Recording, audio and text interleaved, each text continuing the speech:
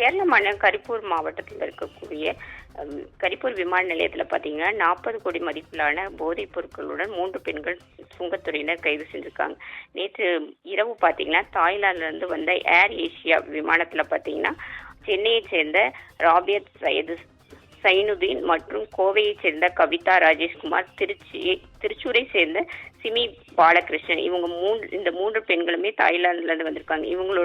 இவங்க கரிப்பூர் ஏர்போர்ட்ல வந்து இறங்கினோடனே இவங்களோட நடவடிக்கைகளை சந்தேகமடைந்த சுங்கத்துறையினர் இவர்கள் கொண்டு வந்த உடைமைகளை சோதனை செய்த போது பார்த்தீங்கன்னா ஒரு ட்ராலியில பார்த்தீங்கன்னா 34 கிலோ, அதாவது கலப்பின கஞ்சா என்று சொல்லக்கூடிய உயர் ரக கஞ்சா, அதாவது ஹைபிரைட் கஞ்சாவும் அதே மாதிரி சாக்லேட்களுடன் கலந்து 15 கிலோ மெத்தபைட்டமைன் என்ற போதைப் பொருளும் கொண்டு வந்திருக்காங்க.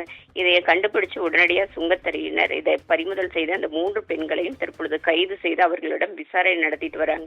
இந்த 3 பெண்களும் பார்த்தா யாருக்காக எந்த வெளிநாட்டிலிருந்து இந்த போதைப் பொருளை கடத்திட்டு வந்தாங்க அப்படின்னு தற்பொழுது விசாரணை நடைபெற்று வருகிறது. இந்த 3 பெண்களும் பார்த்தீங்கன்னா போதைப் பொருள் கடத்தல் ஈடுபட்டிருக்கிறது ஒரு பெரும் அதிர்ச்சிக்கு உள்ளாக்கிருக்குன்னு சொல்லலாம்.